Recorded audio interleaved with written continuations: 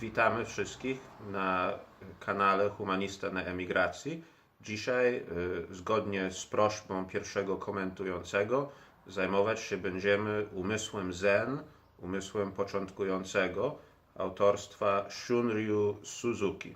Do tej pory w ogóle nie zajmowałem się buddyzmem i w ogóle nie miałem styczności ani z dziełami buddystów, ani z historią buddyzmu.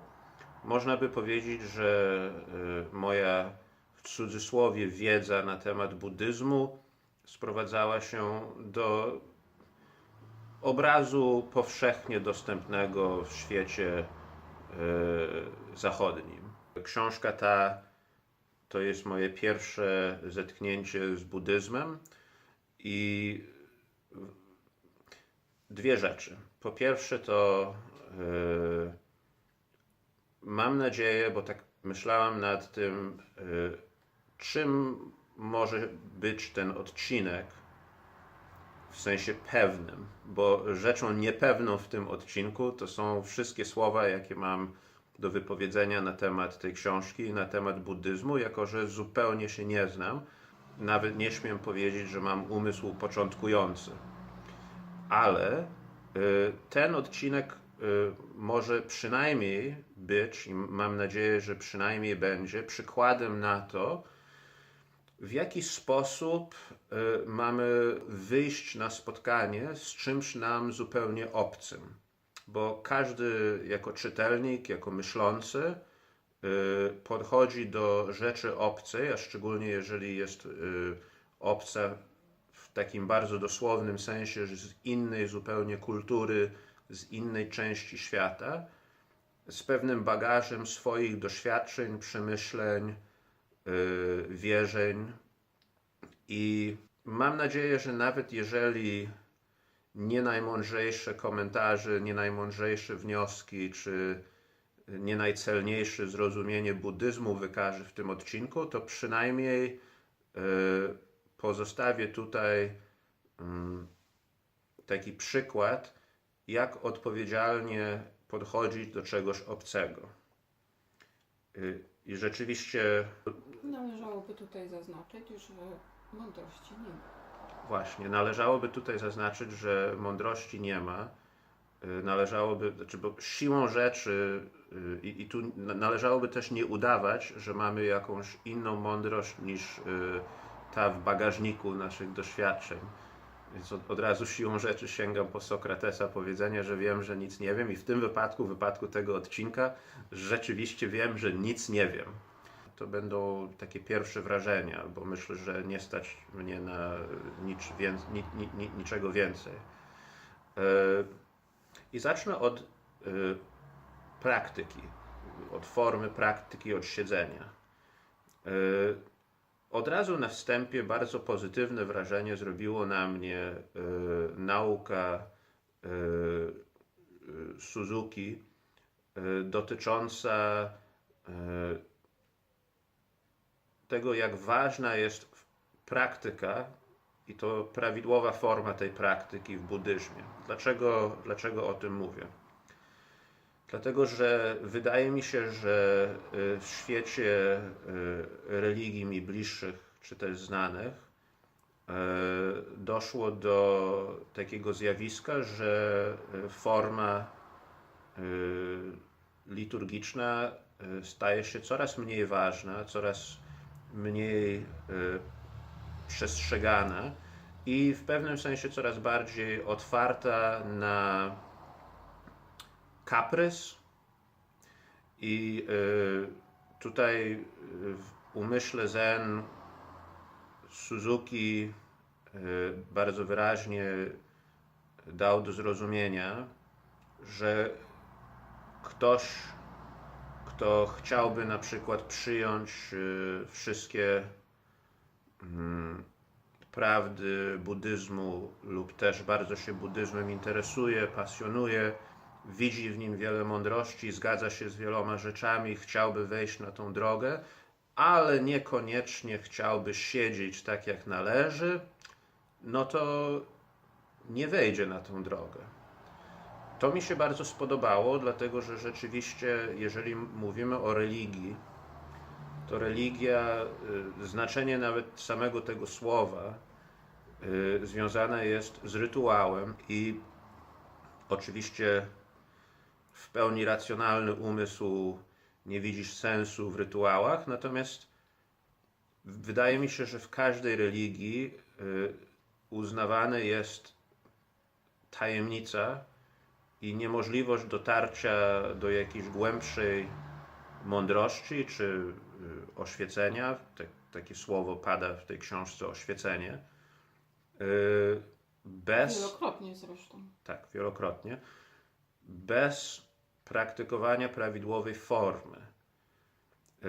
Ja wiem, że tutaj podam taki inny przykład, bo Suzuki, znaczy wszędzie w tej książce, czy bardziej odchodzi od formy, czy też mniej, zawsze do niej wraca. Do zazen, do tego siedzenia, przybrania postury lotosu.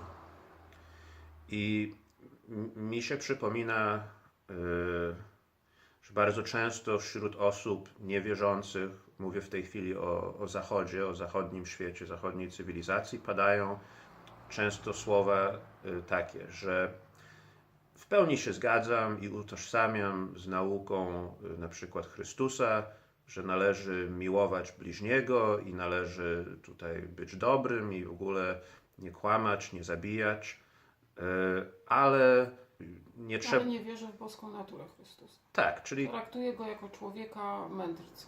Dokładnie, czyli jakby przestrzegam wszystkie przekazania poza pierwszym. I dla każdego wierzącego to znaczy, że w ogóle nie przestrzegasz.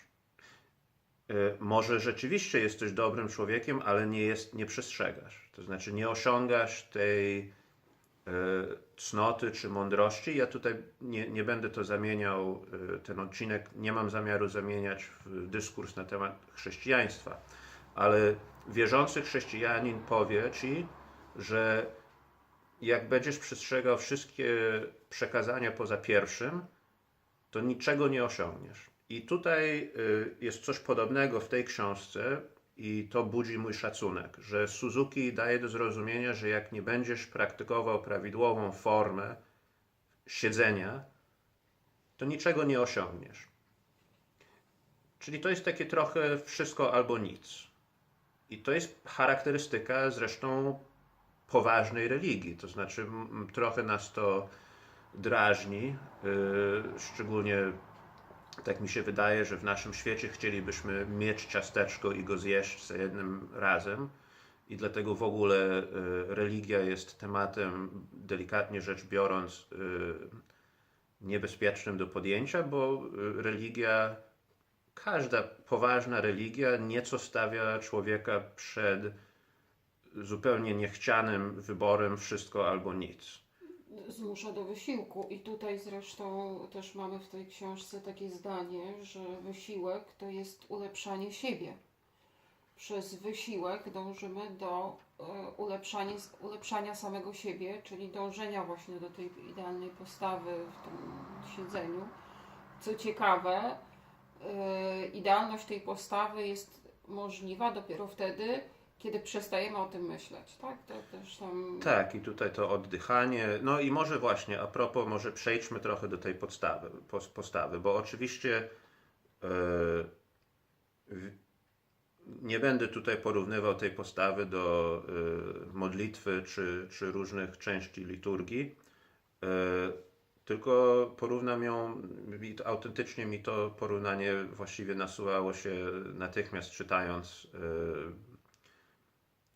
wszystkie te przemyślenia Suzuki na temat jedności ciała i umysłu, że to mi przypomina kulturystykę.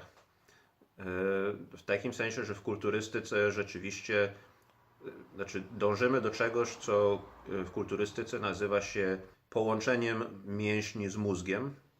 Mi chodzi o to, że są pewne mięśni w naszym ciele, których na co dzień nie używamy jako główne mięśnie, używamy je jako pomocnicze mięśnie, nieco nieświadomie.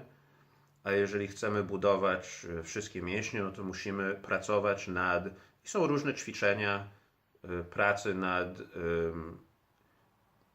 pobudzeniem połączenia między mózgiem a poszczególnymi mięśniami. I oczywiście tutaj w tym siedzeniu Suzuki to celem nie jest ćwiczenie mięśni, ale chociażby w tym, w jaki sposób opisywany jest, nazwijmy to, świadome oddychanie, to tutaj to jest rzecz podobna. Nabieranie istotnej świadomości jakby swojego ciała, zaprzyjaźnienia się ze swoim ciałem. I tutaj Suzuki rzeczywiście wspomina, że jakby taki dualizm nie jest czymś pożądanym. W sensie, że w buddyzmie nie należy kroczyć drogą, w której umysł jedno, a ciało zupełnie czegoś innego. Bo tutaj zaczynamy rozważać o buddyzmie, a z tego co zrozumiałem, czytając tę książkę, nie należy rozważać o buddyzmie.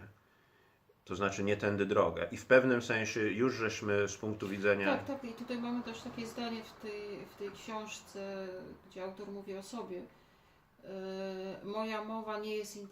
Moja mowa intelektualnie nie ma sensu. Nie myśl, praktykuj. Tak. Czyli samo rozważanie intelektualne wokół buddyzmu zaczyna być tutaj czymś sprzecznym z buddyzmem. Tak, i oczywiście to jest wielkie wyzwanie dla naszego kanału. Tak oczywiście nieco żartobliwie pomyślałem, czy nie powinniśmy nakręcić odcinek, w którym 45 minut siedzimy w formie lotosu i nic nie mówimy, tylko oddychamy.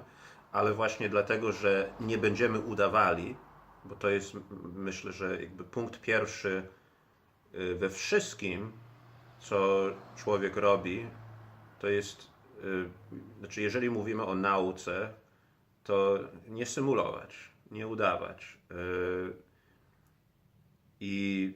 Ale to powstaje oczywiście problem, że jeżeli chcemy pozostać wierni autorowi, a przyjęliśmy na naszym kanale taką metodologię, że każdy odcinek dostosowywany jest do metody autora, jak omówić buddyzm, jeżeli autor twierdzi, że buddyzm nie da się omówić.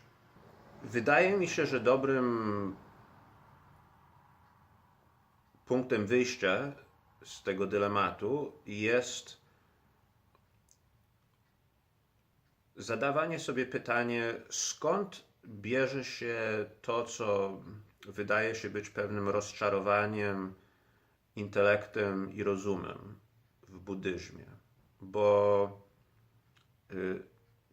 czytając nawet oczywiście bardzo powierzchownie, a nie naukowo, więc na każdym kroku mam głęboką świadomość, że ktoś, kto się rzeczywiście zna na tym temacie, zapewne już doszukał się w tym, co mówię, miliony błędów. Ale przeczytałem powierzchowną biografię Buddy, wypadało, tak mi się wydaje, i tam był taki obraz człowieka, w sensie Buddy, nieco rozczarowanego swoim bytem. I tu nie tylko chodzi o, to znaczy rzeczywiście samsara, którą wspomnieliśmy w odcinku o Schopenhauerze, czyli to odradzające się pragnienie, które prowadzi do bólu i nieszczęścia. No rzeczywiście w tym wczesnym życiu Buddy w luksusie wyobrażam sobie, że to życie w luksusie mogło wprawić go w takie poczucie, że wszędzie dookoła są tylko pokusy budzące pragnienia, nie dające jakiegoś pełnego szczęścia czy spełnienia.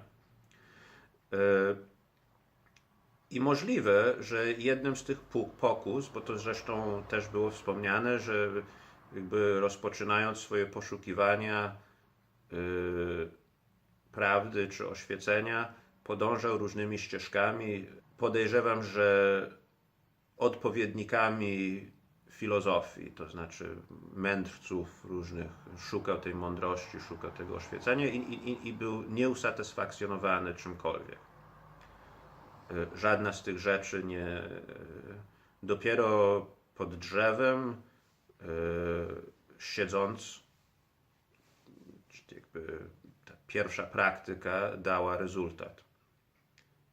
I to doświadczenie jest ciekawe, dlatego że z punktu widzenia filozofii można by powiedzieć, że to jest, jeżeli filozofia to jest miłowanie mądrości, to takie pytanie powstaje, czy buddyzm jest rozczarowanie się mądrością. I skąd to się bierze? Jest takie słowo w dyskursie intelektualnym cywilizacji zachodniej, które oczywiście ma negatywne konotacje, ale sprostujmy. Chodzi o nihilizm.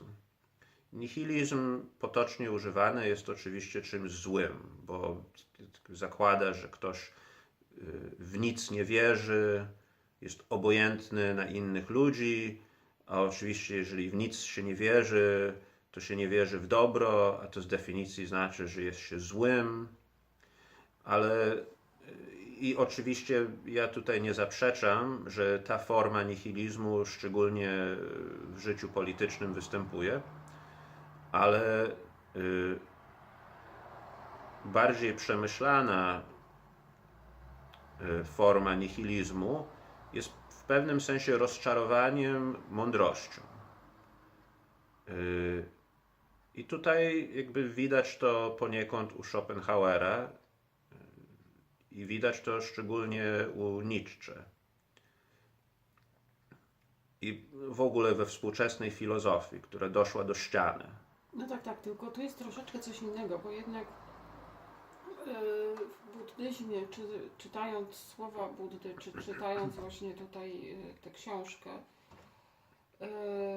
ja tam nie odnajduję rozczarowania mądrością. Tam jest wyraźnie powiedziane, mądrości nie ma. To trochę nie jest tak, że możemy się rozczarować czymś, czego nie ma. Nie możesz się rozczarować smakiem obiadu, którego nie zjadłeś. Tak. I także ja bym nie szła tą drogą. To znaczy wydaje mi się, że właśnie takie ciągłe tego nie ma, kształtu nie ma, dobra zła nie ma, jakby nic nie ma. I oczywiście w oderwaniu od życiorysu Buddy, no to jest jakieś takie dla mnie osobiście nie trudne, tak? Natomiast kiedy rzeczywiście jak znamy tę historię, tak? Tego młodzieńca, czy tam powiedzmy około 30 roku życia, wychodzi z tego pełnego dobrobytu. Całe życie miał wszystko, tak? Na co by nie spojrzał, to było jego. Wychodzi w świat i zaczyna ten świat poznawać, tak? I wtedy dla niego poznawanie, odczuwanie zaczyna mieć dużo większą wartość niż te wszystkie dobra materialne, jakie miał, a gdzie to poznawanie było mu ograniczone, tak? No bo on jednak z tych złotych klatek swoich nie mógł wychodzić. Tam ojciec go trzymał w zamknięciu, chcąc go uchronić. Jego zaczyna ten świat fascynować. Bardzo też jest ciekawa ta historia, bo rzeczywiście widzimy, że tutaj Buddha jest gotowy przyznać się do błędu. Tak? To znaczy, kiedy on początkowo odrzuca wszystko łącznie z jedzeniem, Tak. Gdzie jest ta pełna asceza, w ogóle nie ma nic, jedzenie też nie jest nam potrzebne, w ogóle nic. I stwierdza, nie no zaraz, ale to tylko prowadzi do śmierci, to w ogóle bez sensu, tak? Czyli dbanie o ciało jednak ma znaczenie. I to się w ogóle bardzo rzadko zdarza, takie przyznanie do błędu i zawrócenie ze swojej drogi u założycieli religii. Ponieważ to jest rzeczywiście na pograniczu religii, filozofii, a czegoś, czego w ogóle na Zachodzie u nas nie ma takiego sposobu istnienia. Tak, nawet nie sposobu życia, sposobu istnienia, sposobu trwania. Myślę, że typowego dla kultur wschodnich, to one nas tym zachwycają. Tam powstawały. Tak, tu należy może powiedzieć a propos sposobów bycia czy istnienia, że wkraczamy tutaj oczywiście w kolejną mgliście mi znaną, a właściwie nieznaną przestrzeń, że jak Suzuki przybył do Stanów Zjednoczonych, to ponoć zyskał zainteresowanie pokolenia tak zwanego Beat. Czytałem wprawdzie Lot nad kukuczym gniazdem Kerouaka i to jest książka warta przeczytania, szczególnie, że istotnie różni się od filmu perspektywą. To znaczy widzimy rzeczy w tej książce z perspektywy mniej przyjemnej i łagodnej dla oczu, aniżeli kamera filmowa nam przedstawia. Ale nie jestem znawcą pokolenia Beat.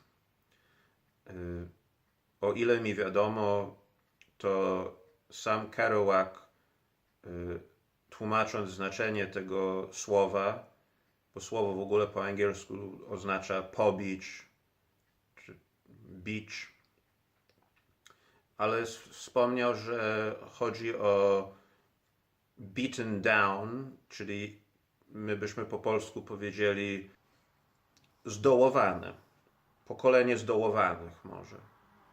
Tak jakby istnienie wbijało cię w dół, doła, pokolenie doła, które w latach 50. wyrosło w Nowym Jorku i to są oczywiście trochę klimaty hipsterowskie, ale Kerouac też wspomniał, że to słowo beat ma też coś wspólnego z beatitudes, czyli z błogosławieństwami. I bardzo wyraźnie mówił, że jeżeli czytamy, kto jest błogosławiony u świętego Mateusza, no to właśnie w pewnym sensie to oni są ci zdołowani. Znaczy moglibyśmy powiedzieć, że błogosławieni są zdołowani. I przyciągało ich Suzuki, przyciągało ich buddyzm i wyobrażam sobie, po części może to wynikać z tego, że jeżeli trudno o autentyczność duchową w danej wspólnocie, tu niezależnie od religii, to człowiek ma skłonności, żeby ją szukać gdzie indziej, a w momencie, kiedy nagle ją dostrzeże, i ja to tak sobie wyobrażam, że dla Amerykanów ten Shunryu Suzuki urodził się w 1904 roku i całe życie właściwie kształcił się, studiował buddyzm i języka angielskiego, ale zasadniczo praktykował w świątyniach buddyjskich i co byśmy o nim nie powiedzieli, to był to człowiek, no, znaczy w naszej kulturze byśmy mogli go śmiało porównać do mnicha. I to jest... Znaczy on na pewno był, że tak powiem, mistrzem w swoim fachu. Ale też był oddany. No tak, ale właśnie w pełni był zaangażowany, wierzył w to, co robi i to też widać w tym, jak przybył do Kalifornii, do tego miejsca, w którym potem stworzył te świątynie, tak? Gdzie nie spodobało mu się, w jaki sposób Japończycy tak, amerykańscy praktykują tam buddyzm, tak. więc on był bardzo taką osobą wymagającą. Bo oni praktykowali, o ile nam wiadomo, z tego co nam się udało z Daimonem tutaj dowiedzieć, że ci Japończycy amerykańscy praktykowali ten buddyzm lekko niechlujnie, a młodzi Amerykanie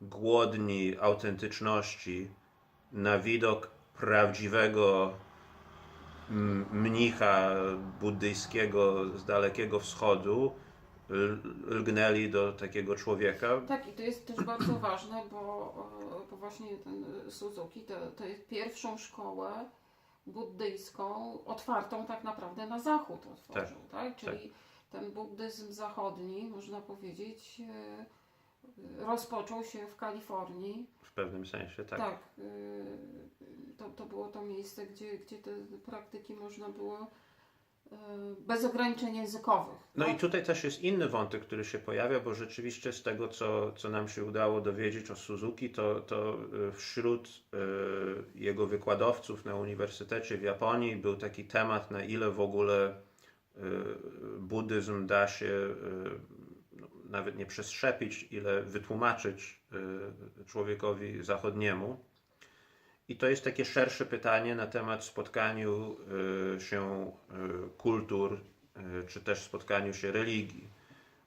I ja nie mówię o tym na takiej płaszczyźnie dyplomatycznej, bo to płaszczyzna dyplomatyczna jest w pewnym sensie najłatwiejsza do wyobrażania sobie. No, mamy być wszyscy dla siebie mili, mamy szanować, albo co najmniej nieagresywni. co najmniej nieagresywni, szanować swoje różnice.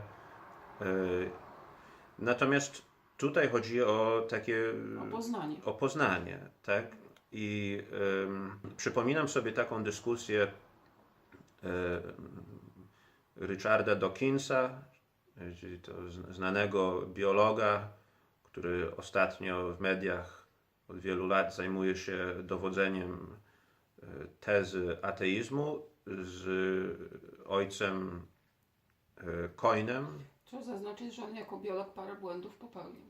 Dobrze, to tutaj się nie wypowiadam jako nie biolog, ale Diamond jako wszystko znający łącznie z biologią się wypowiada i wie, o czym mówi. Natomiast rozmawiał z ojcem jezuitą Coynem i był moment w dyskusji, w której ojciec Coyne, zresztą trochę na podstawie myśli innego jezuity, mianowicie ojca Teilharda de Chardana, na pytanie o tych właśnie różnic, skrajnych różnic między religiami, powiedział, że skąd, znaczy nie możemy właściwie tutaj wiedzieć, skąd te różnice wynikają i możliwe, że to, co obecnie, a mówiąc obecnie, nie chodziło mu tylko o tej dekady czy tego roku, ale to tysiąclecie albo to 2000-lecie, to może nam się wydawać, że te podziały między religiami są zupełnie nie do przejścia, a możliwe, że w jakiejś bardzo odległej przyszłości, kiedy ten proces poznania, ale takiego poważnego poznania, takiego spokojnego poznania rozpędzi się, to może się okazać, że no nie, że to jest wszystko jedno i to samo. No właśnie nie. Wydaje mi się, że zrozumienie jest możliwe tylko wtedy, kiedy docenimy różnice. Bo zrozumienie, które polegać ma na tym, że będziemy szukać podobieństw, wcale nie jest zrozumieniem, ani nie jest akceptacją. To znaczy, lubię Cię na tyle, Ile jesteś taki sam. tak, tak? taki sam, tak. Natomiast tu chodzi o to, żeby umieć czerpać ze wszystkich kultur, ze wszystkich religii, ze wszystkich filozofii to, co jest dobre. To prawda. I na pewno tutaj w książce Suzuki ta samodyscyplina, to wytrwałe dążenie do osiągnięcia celu na pewno jest dobre. Tak, ale też bardzo ważne, szczególnie jeżeli chcemy pozostawać uczciwi i nie udawać, jest też zadawanie pytania tam, gdzie ono naprawdę się pojawia. I oczywiście robimy to w pełni uznając, że pytanie nasze może wynikać z tego, że jesteśmy ugruntowani w naszym kręgu kulturowym i że po prostu czegoś nie rozumiemy albo nie widzimy. Ale miałem takie wrażenie, czytając Suzuki, że jedną z rzeczy, która była dla mnie najtrudniejszą do przyswojenia w tym, co pisał, było to, że wydaje się, że praktyka zazen, siedzenie jest wystarczającym, jedynym i końcowym warunkiem wszystkiego. Co przez to chcę powiedzieć? Jeżeli przebadamy historię religii chrześcijańskiej, podejrzewam, że nie tylko, ale nie będę się wypowiadał tam, gdzie się nie znam, to widzimy, że chrześcijaństwo ciągle konfrontuje zmiany w stan wiedzy naukowej, zmiany w stan wiedzy filozoficznej, zmiany w sensie wydarzenia historyczne. Ale to też nie do końca, bo to zależy, który odłam chrześcijaństwa. Bo mamy takie części chrześcijaństwa, które są dalekie od tego, żeby w ogóle brać pod uwagę fakty Tak. jakiekolwiek. Tak, ale tutaj jakby z szacunku do Suzuki i do naszych słuchaczy, ja z góry zakładam, że mówiąc o religii nie mówimy o sektach, nie mówimy o ludzi, którzy, no jeżeli chodzi o chrześcijaństwie, znaczy jest taki śmieszny żart w Ameryce, że przecież w Biblii Jezus mówił po angielsku, więc przecież nie będziemy tu przyjmować, że ktoś mówi w innym języku. A wiadomo, znaczy chodzi mi o to, że jeżeli chcemy na przykład literalnie zrozumieć Biblię, no to wypadałoby literalnie zrozumieć jej pierwotny język chociażby. Więc w ogóle jakby z tymi takimi odłamami religii, czy to chrześcijańskiej, czy innej, która ma bardzo niepoważne podejście, to jakby z góry zakładam, że nie o tym mowa w tym odcinku. Natomiast ja nie widziałem u Suzuki i to mnie sprawiło, że tak się cofnęłem, że nie widziałem, ażeby była jakakolwiek konfrontacja z zmieniającym się stanem wiedzy człowieka o świecie. Podam taki bardzo prosty przykład. W kosmologii chrześcijańskiej przez 1000 lat przyjmowano do wiadomości, że Ziemia znajduje się w sam środek wszechświata. I przyszedł moment, kiedy bardzo dobitnie udowodniono, że tak nie jest.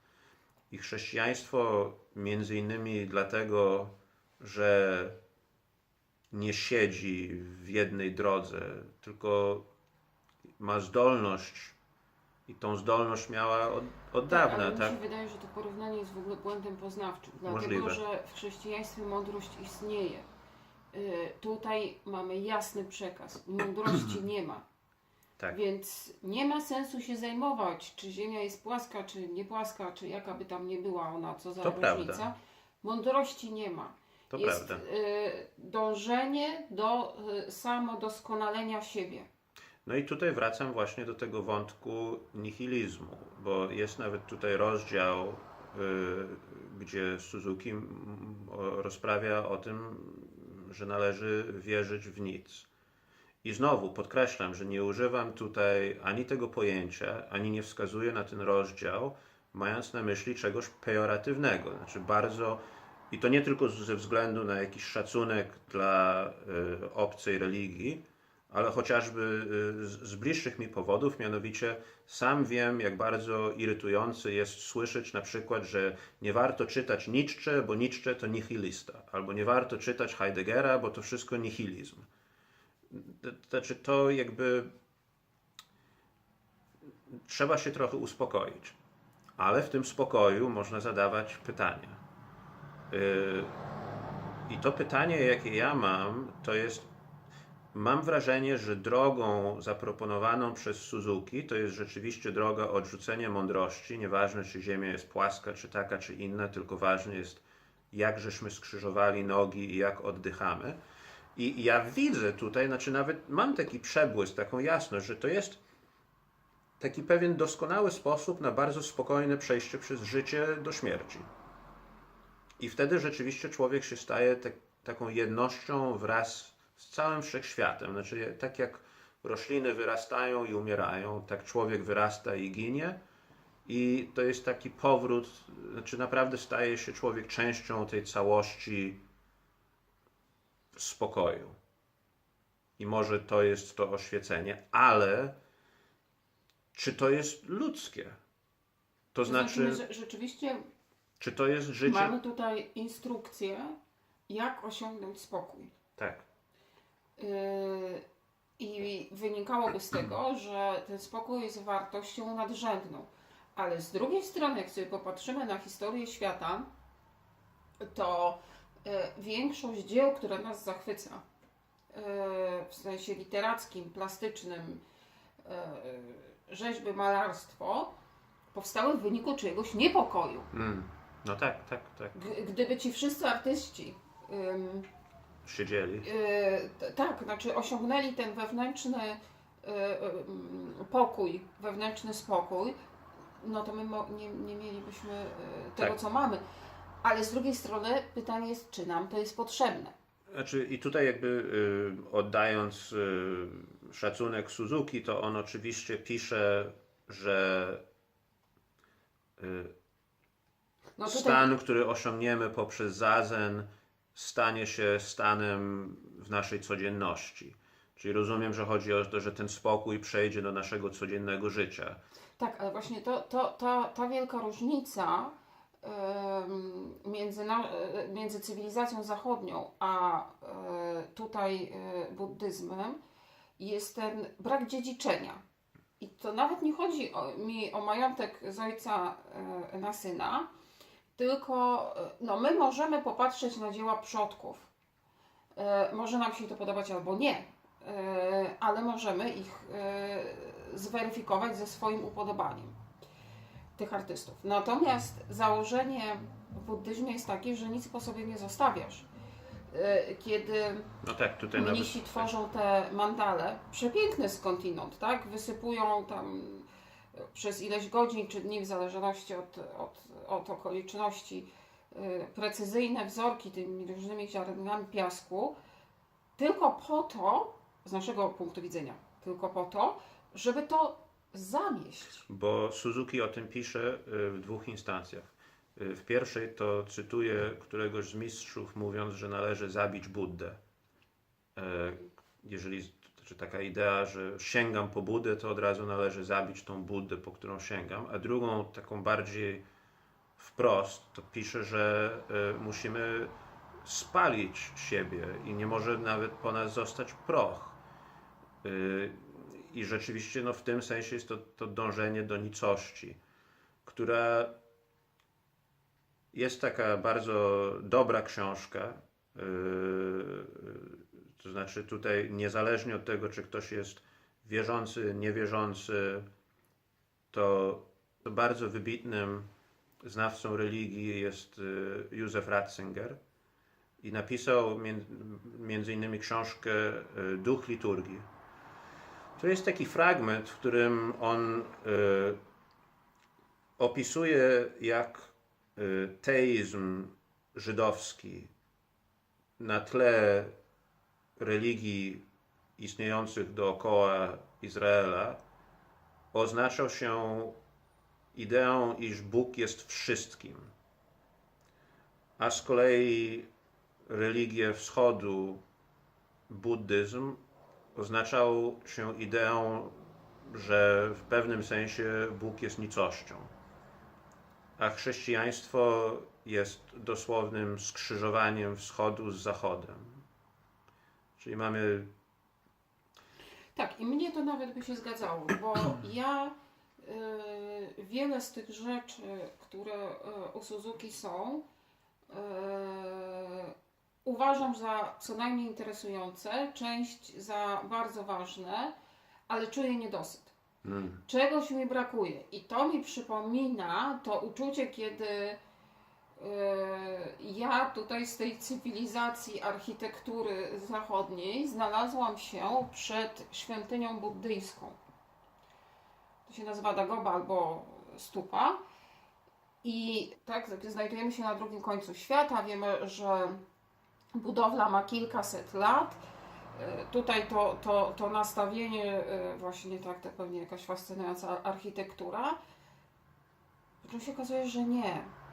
Że to jest góra kamieni, owszem, gładka z zewnątrz, w bardzo precyzyjnej formie, ale to jest góra kamieni. Nie wejdę do tej świątyni do środka, nie zobaczę malowideł, rzeźb, nic, co stworzyli ludzie kilkaset lat temu. To jest bardzo piękny kształt, ale tylko z zewnątrz.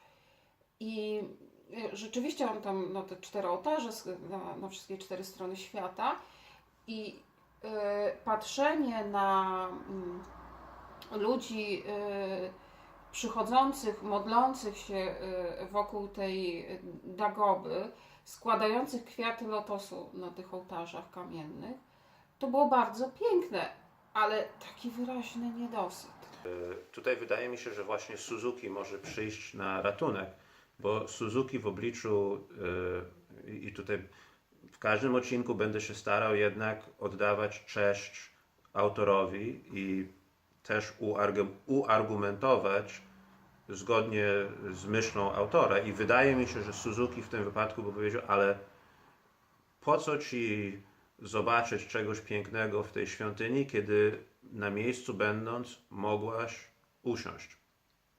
I wszędzie możesz siedzieć. I nawet Suzuki opisuje, jeżeli się ktoś zjawi, kto powie, że z jakiegoś powodu nie jest w stanie na przykład usiąść prawidłowo w tej praktyce lotosu, to najwyżej Suzuki mówi to usiąść na krześle.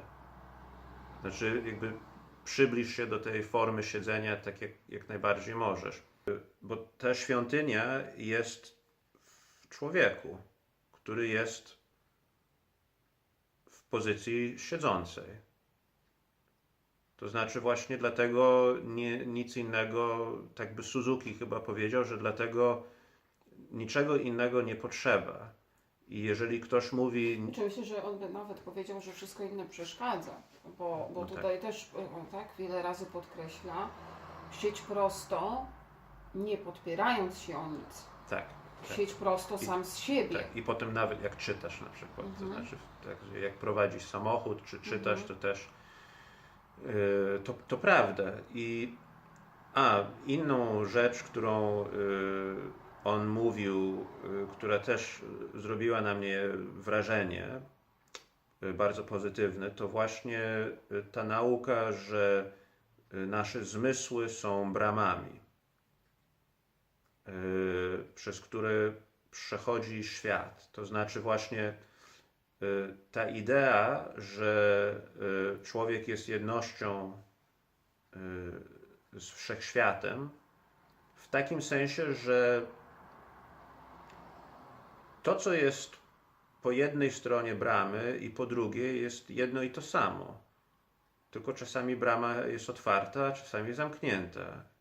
Albo przepuszcza wszechświat, albo nie. I tak samo opisał oddychanie. Czytaliśmy sutry, sutra serca i sutra o oddychaniu. I ta sutra o oddychaniu, ćwiczenie, myślę o jakiejś rzeczy, wdycham, wydycham. I tak na przemian, jakby po wszystkich stadiach ludzkiej psychiki, to znowu wracamy do tego wątku, że ja widzę, i tutaj z moim daimonem się w pełni zgadzam, że ja widzę, jak to może dać człowiekowi spokój. Natomiast, no właśnie, to znaczy jest ten niedosyt. I ten niedosyt wynika między innymi z tego, że może to jest jakieś moje wyobrażenie, ale odnoszę się do historii. Odnoszę się, no trochę tak jak Buddha w tej swojej biografii szedł do różnych mędrców, szedł do różnych osób w poszukiwaniu oświecenia, zanim sam znalazł lepszą drogę. Tak wydaje mi się, że człowiek w ogóle idzie do różnych osób, do różnych źródeł i jednym z najbogatszych źródeł to jest historia. Tak? To znaczy oczywiste że idziemy do przyjaciół, nauczycieli, rodziny, ale najbogatszym źródłem i najpewniejszym sposobem, w którym możemy doświadczyć rzeczy, czy właściwie cały wszechświat dążenia człowieka do wiedzy czy oświecenia, to jest historia, to jest czytanie o tym, co kto myślał, zanim żeśmy się pojawili. I w pewnym sensie ten, który to robi, przechodzi te drogi, które przeszedł już kto inny, No właśnie, i znajduje się... Tak, czy... pytanie jest takie, czy można przejść tę drogę na skróty? Bo z życiorysu Buddy wiemy, że on ją przeszedł sam na własnych nogach. To znaczy wyszedł z pałacu, przeszedł przez różne etapy i do pałacu wrócił. Tak. I przekazuje nam naukę, to co odkrył, że jest najważniejsze. Tylko pytanie jest takie, czy człowiek jest w stanie osiągnąć swoją dojrzałość, od razu stosując tę praktykę bez przejścia drogi? Bardzo dobre pytanie. I to właśnie tutaj u Suzuki, to znaczy wydaje mi się, że Suzuki by na to trochę odpowiedział w taki sposób, że zanim ktoś rozpocznie siedzenie, czyli tę praktykę, to znajduje się w samsara, czyli w tym, w co Buddha się znajdował, będąc w tym pałacu. To znaczy, bo właśnie siedzenie nie jest czymś, w czym się rodzimy. To nie jest coś, co przychodzi nam instynktownie. To tak jak człowiek czuje głód na przykład, czy różne pragnienia, które kierują go ku jakimś celom, to raczej nie czuje instynktu, ażeby ułożyć się w formie lotosu. I coś ludzi przyciąga do Suzuki i oni, znaczy niezależnie czy ktoś z pałacu przychodzi do Suzuki, czy z domu rodzinnego, czy z ulicy, to przychodzi z tego świata... Rozumiem, tak, tylko że tu mówimy o sytuacji przyjścia do. Ale wydaje mi się, że założenie jest takie, że wychowujesz od razu młodych ludzi w tej kulturze. A tak. Tak? I ja rozumiem bardzo dobre pytanie. dojście Tak. do, tak? I to jest okej, bo to jest dokładnie droga Buddy. Tak. Ale czy da się człowieka tak wychować? No rozumiem. No Suzuki w pewnym sensie był tak wychowany. No właśnie, ale co on by osiągnął, idąc swoją drogą, No rozumiem. odrzucając... To znaczy możliwe, że w pewnym sensie poszedł swoją drogą, dlatego że wyjechał do Ameryki. No tak. Tak? To znaczy tutaj to zrobił bardziej jak Buddha, niż gdyby siedział sobie w Japonii. Bo tak jak Buddha wyszedł ze swojego pałacu, tak Suzuki wyszedł z pałacu, jakim był buddyzm w Japonii w pewnym sensie. No tak. Znaczy, Tak. bo Tak, to... tak, tak. No, praktykowanie buddyzmu w Japonii, a ruszenie z tym w świat, jakby oczywiście to jest zupełnie inna skala. No. Natomiast to jest pytanie otwarte, wydaje mi się, do wyznawców buddyzmu, którzy praktykują w sposób mniej międzynarodowo odważny i podróżujący, aniżeli Suzuki to czynił. Suzuki w ogóle tam, z tego co wyczytałem, to jemu się w Ameryce podobało. Znaczy, jakby, ja się trochę nie dziwię, dlatego że jest pewne przełożenie pomiędzy takim amerykańskim podejściem, które się, jest takie przysłowie amerykańskie live and let live, czyli żyj i pozwól żyć. I to jest bardzo, to znaczy nie chcę powiedzieć, że to jest jednoznaczne z jakimś buddyjskim podejściem, ale w efekcie buddyzm, jakiego uczy Suzuki, jak najbardziej też do tego prowadzi, więc a on opowiadał oczywiście o tym, że w Japonii szczególnie w tych wczesnych latach XX wieku państwo bardzo mocno próbowało uczynić szintoizm religią państwową, co zresztą znowu nie znam się na szintoizmie, ale na ile poznałem jakieś postawy tej religii, to jest taka mitologia japońska, to znaczy to jest o powstaniu, jest poniekąd bardzo piękny mit o tym, jak bogowie stworzyli 8 doskonałych wysp japońskich, a jak stworzyli 9 im umarła, a próbowali ją wskrzesić, czyli jakby nie godzili się z rzeczywistością. No, tak trochę na zasadzie Adama i Ewy nastało jakieś zło, czyli ten doskonały świat. O ile zrozumiałem, tak, to jakby na pewno się pomyliłem już we wszystkim, ale w Stanach Zjednoczonych tak jak ta wolność religijna produkuje różne, nazwijmy je, dziwactwa, tak też jest to, znaczy, usłyszałem kiedyś bardzo mądre zdanie od Amerykanina, którego zapytano,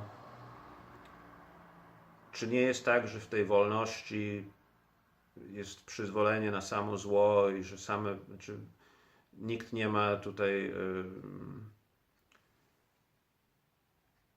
wskaźników moralnych i tak dalej, a on powiedział, że no, rzeczywiście ta wolność pozwala wielu osobom na to, ażeby być zagubieni, ale pozwala też Odnaleźć się w różnych formach.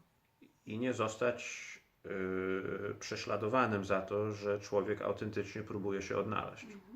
I to jest bardzo ważne. Znaczy, wolność religijna pozwala człowiekowi poważnie dochodzić do pewnych prawd. No i Suzuki autentycznie chyba w takich warunkach poczuł skrzydła. Natomiast to jest właśnie inna rzecz, bo to jest coś u Suzuki, co mnie bardzo zaskoczyło i ja wiem, że, bo my nawet żeśmy na wstępie mówili o tych różnicach między kulturami i religiami. I Suzuki w którymś momencie w umyśle Zen mówi, że to tak naprawdę jest nieważne, czy ktoś jest chrześcijaninem, czy...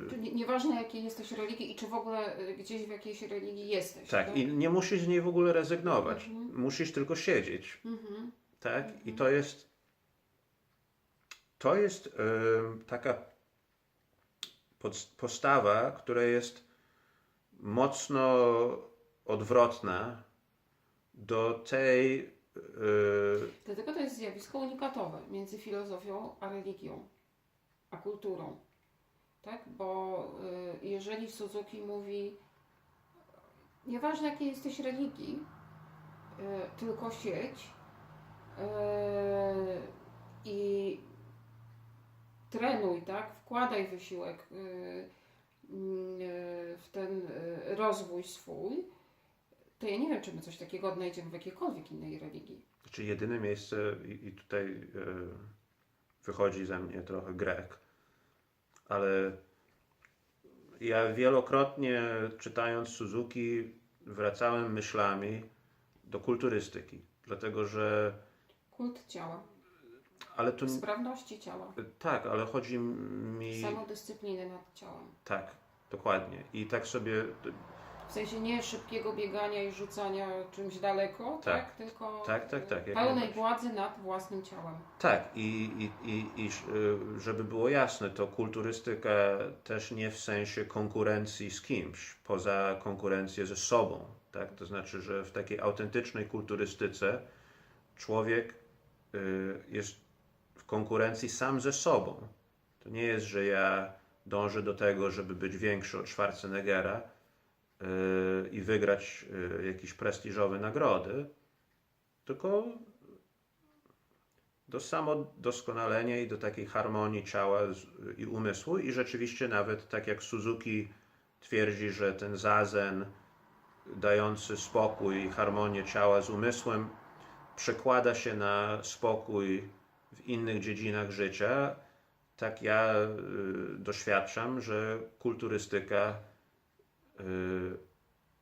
sprawia, że człowiek ma więcej siły i więcej entuzjazmu i zaznaje taki spokój, więc to To był też bardzo taki ciekawy przykład.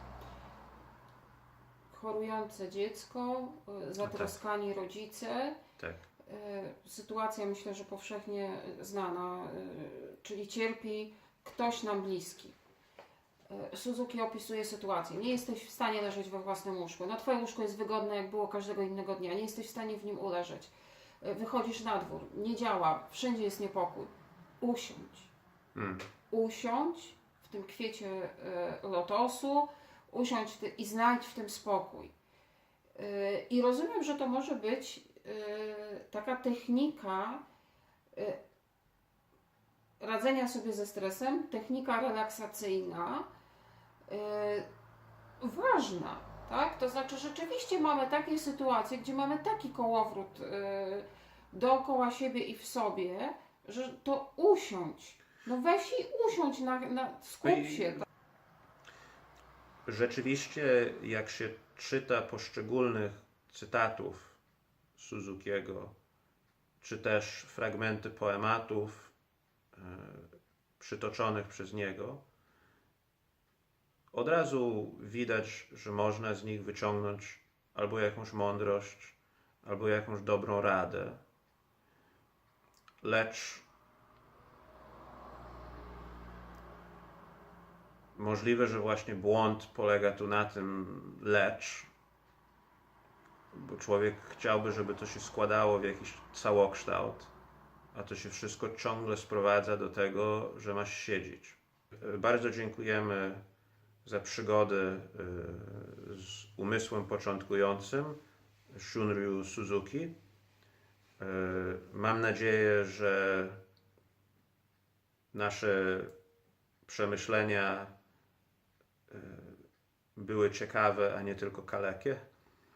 I do zobaczenia następnym razem na kanale Humanista na Emigracji. Dziękuję. Że to będzie najtrudniejszy odcinek do tej pory. Jeszcze raz zacznij i szybciej zwieźle, bo to za długo trwa. Nie, Nie, zupełnie nie.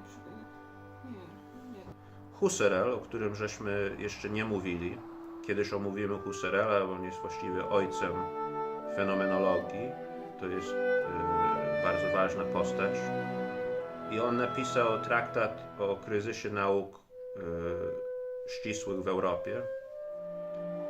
Tylko właściwie można by rzec, że to jest takie rozczarowanie się wiedzą i nauką i mądrością.